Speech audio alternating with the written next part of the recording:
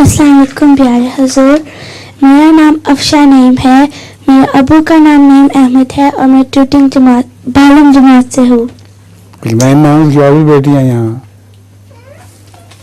آپ ہی صرف نعیم کی؟ وہ نہیں، تم بھی ہو؟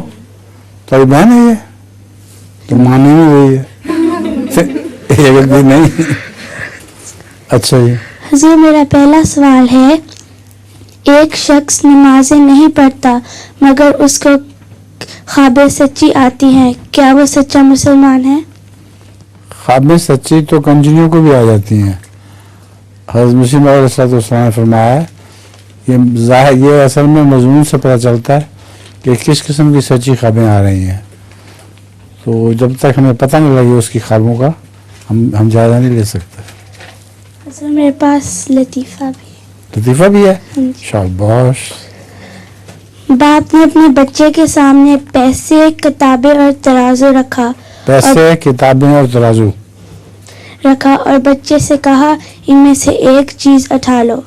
باپ نے سوچا تھا اگر پیسے اٹھائے گا تو کاروباری والا بنے گا، اگر کتابیں اٹھائے گا تو علم والا ہوگا، اگر ترازو اٹھائے گا تو دکاندار بنے گا۔